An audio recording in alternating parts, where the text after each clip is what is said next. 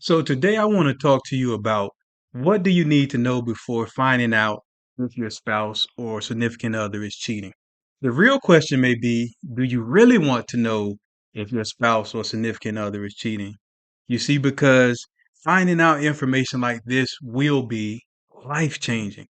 And I believe that there's some questions that you should ask yourself before you open that door. And I want to share with you a few of those questions today. So stick around to the end. First, I want to say if you are the one who's cheating, stop. You need to stop that right now because there's no future in cheating. There's no future with the person that you're with, and there's no future with the person that you're cheating with. Okay? You can't expect to have any thriving and meaningful relationships that are built off of deceit, that's built off of lies, that's embedded in hurt and deception. So, if you are that one that is cheating, I urge you to stop cheating for number one. Whether you value your relationship or not, I think it's best that you be honest with everybody involved in a relationship and especially be honest with yourself and understand that this isn't going to work. There's no future in this, okay? It's time to get your selfishness and whatever it is within you that's driving you to make these poor decisions. It's time for you to deal with that and move forward in life being a better person, okay? Whether that's being a better person with the person that you're with or you being more honest and having more meaningful relationships moving forward, okay? And whether you're the person that is doing the cheating or the person that suspect that you're being cheated on, my question to you would be, is there any other deeply rooted issues that you're dealing with in your relationship? Because if there are other deeply rooted issues that you're dealing with in your relationship, I would suggest that you tackle those issues first. I would suggest that you work on those issues, you work those things out before you add another layer onto it instead of you pursuing to discover whether your significant other is cheating on you or not. You should work on the issues that you have at hand. I think that a really powerful question that you could ask yourself also is, what if the other person isn't cheating? Is that going to cause you to love them more? Will that enable you to trust in them more? And also, who are you going to be in the future after you get the information of you finding out that the person isn't cheating on you? Okay? Because you've already considered all the negative in you finding out that the person is cheating on you. You've already went over all the scenarios in your head of ways to catch them, ways to figure things out, ways to prove that this person isn't the person that they say that they are.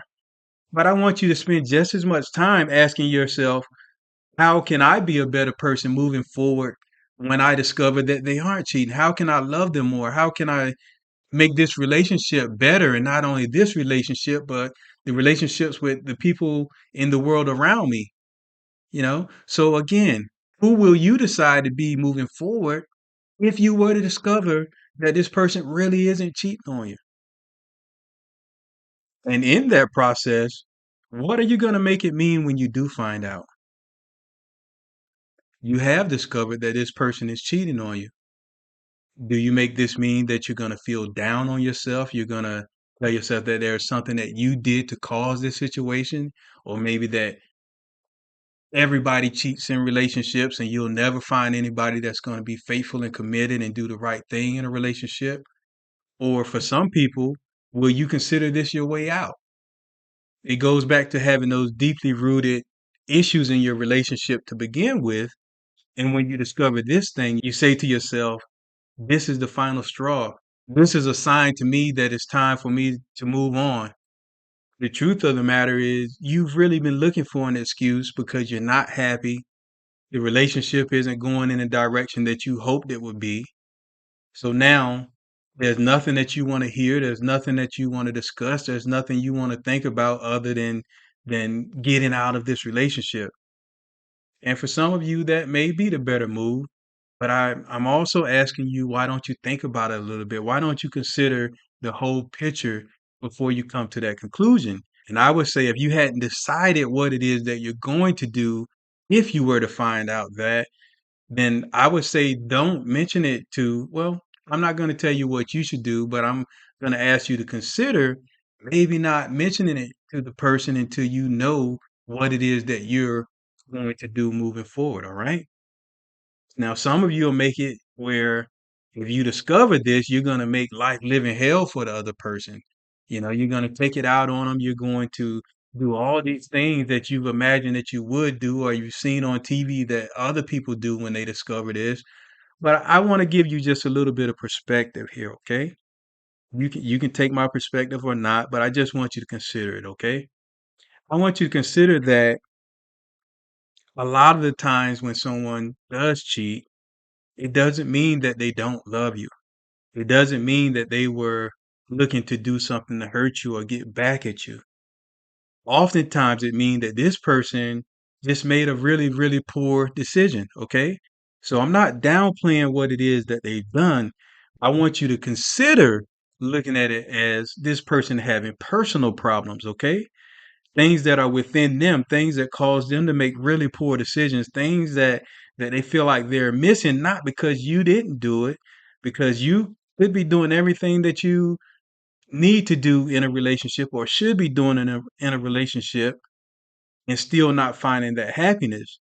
But at the same time, that person, even though you're doing everything you're supposed to do, is something within them that causes them to feel like they're not being respected and they're not being loved and they don't feel the gratification that they're looking for, whatever it is. But these can go back to those deeply rooted issues that individual is having in their life. Okay. So yes, they are doing things that affect you and maybe your family and the world around you. But the intent, in most cases, isn't to do anything to hurt you. And it isn't because they don't love you. That's one of the reasons why they've been hiding it from you. That's one of the reasons why there's so many lies and so much deception going on. Really, those lies and that deception in their mind is to protect you from having to feel this way and also to keep them from not being exposed for the person that they really are. But again, it's more about who they are and who they aren't in life more so than it is what it is that you did or really how they feel about you. So what I'm saying here is that there could be a chance for a better relationship moving forward. But whether you guys move forward together or not, I want you to move forward knowing that you don't have to wear this in your heart and in your mind about what you did wrong and all the mistakes that you made because of something that they did. That was on them. It wasn't on you. Okay. So when you do discover this information, you could decide to hold on to it, use it as strategic information that you know while it gives you a chance to decide what it is that you're going to do and how you're going to move forward before you reveal to them that you actually do know what it is that they've really been doing. Okay. I also want you to understand that you didn't have control over whether the person cheated on you or not. And you're also not going to have control over the way that they respond to them knowing that you know what it is that they've done. Okay. So sometimes when this comes to the light of day, it could turn real ugly. Sometimes a person could say mean or hurtful things to you that may or may not be true, that they meant to say or maybe didn't mean to say, but you have no control over how that person is going to respond. Okay. Or they could be remorseful and they could confess their love to you and from that point the truth is they may never do it again. Okay. Sometimes people do things until they get caught, and when they get caught their life changes. They don't do it anymore. They just rode the situation out as long as they could, and then when it's over, you know?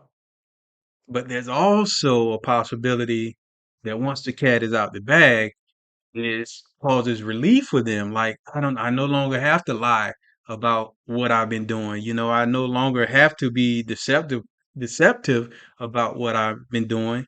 Now that you know, and I see the way that you're responding, then I'm going to continue doing it. The worst thing that I feared has happened. The worst thing that I feared was you finding out. But now that you know, and I know that you know, then I can just continue doing what I'm doing. That reminds me of a scene from Waiting to Exhale where the character that Whitney Houston played confronted her husband and was like, "Okay, I know where you're going." I think it was after a Christmas Eve party that his company had or their company had, and he said, "You're right. That is where I'm going." And guess what? I feel like she doesn't, meaning the other woman, doesn't deserve to be alone anymore. Doesn't deserve for me to be here with you when I'm really in love with her and she's really in love with me. So that's what I'm going to do from now on. Okay. So when you present this, you have to know what it is that you're prepared to do because you have no control over the way that they're going to respond to you. So again, these are the things that you need to consider before you even decide if you want to know what it is that they're doing. So in that process of deciding if you want to know or not, I want you to ask yourself this, and this one you do have control over.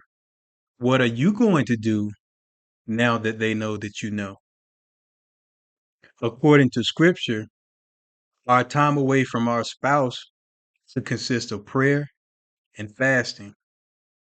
When I hear these words, it lets me know that my actions should be based on less of an emotional stance, but more from a guidance point of view. What do I hear God saying to me? What are the vows that my relationship and my marriage are built on? What are the promises that we made to each other? And even though my significant other isn't holding up their end of those promises and those things that we based our love and our relationship on, am I going to still hold up my end and be, do, and have the things that I said that I would be, do, and have in this relationship? The part that I have absolute control over, the things that I can be, the things that I can do, even if they're not being who they say that they would be. You have to ask yourself and look deep within for those answers. But if you do decide that you're going to separate, I want you to consider a structured separation, okay? This isn't where you just go strictly off of those emotions and a heated conversation and you make decisions that are going to affect the rest of your life. You're making permanent decisions based on a temporary issue, a temporary problem, okay? And again, I'm not downplaying infidelity, I'm not downplaying cheating, but I am saying that there are people that have moved past that. There are people that came to this point in life, whether it was revealed or not revealed, and they made a decision that they were going to move forward and they were going to have the loving and trusting relationships and marriages that they said that they would have going forward. And they're happily married, they're happily in relationships moving forward for years. So it does happen. And I believe, regardless of the way that you choose to move forward, I think that first step is asking yourself and looking ahead and saying, how can this separation work for me? All right. So here's a few things that I think you should consider when you're thinking about a structured separation. And there's many more, but these are a few things. If you're thinking about separation, then it should be a structured thing, not just something that happens and this is just the way life is without really thinking about it, okay? I want you to consider the boundaries that you're going to have within your relationship and your separation, okay? So whatever that looks like for you, whatever you think is going to work best for your situation, just create some boundaries and don't allow anybody to cross into those boundaries. And don't you be the one to go over those boundaries. You have to have boundaries in a great relationship and you have to have boundaries, even if it's a horrible relationship and somebody you choose not to deal with going forward in life, you still have to set those boundaries and know where they are, okay?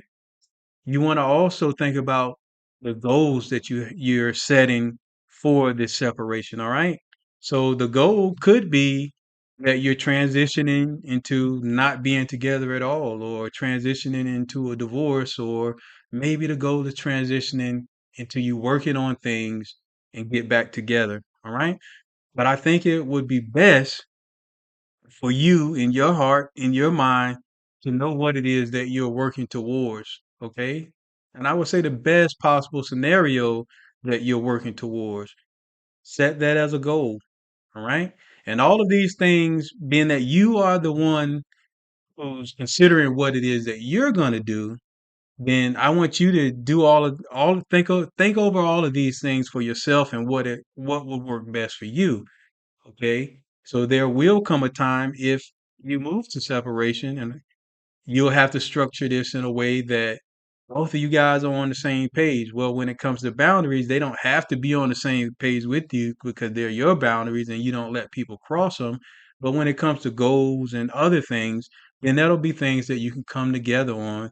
And if the other person really does want to rekindle your relationship or improve it or whatever the case it may be, then they will agree with these things or at least come to a healthy collaboration of what's going to work for you and your situation moving forward. So think of the goal of your separation. What is it that you're trying to accomplish by it? I also would say add a time frame to it. All right. Now this time frame can look like whatever it needs to for you, right? So let's just say you're renting an apartment together, right? And the apartment lease is up in 6 months or whatever the time frame may be. It's up in 6 months. So maybe if you made this separation for the next 6 months, right? Or 5.5 months, and you see how it's going, and maybe at the end of it, you decide, okay, are we going to come back together after 6 months when the lease is up? Or are we going to at that point decide that we're no longer going to be together and just go our separate ways altogether? Or maybe even, okay, let's give it another 6 months and see how it goes. But I think it's really important that you create a time period of how long your separation is going to be for and some goals that you're putting in between along with the boundaries. Okay. So also, if you have kids, that does complicate the situation more, but we're looking for ways to simplify a really complicated situation to begin with. Okay. So if you talk about this from the beginning, things such as who's going to be the parent that's going to be the primary caregiver for these children or kids, right?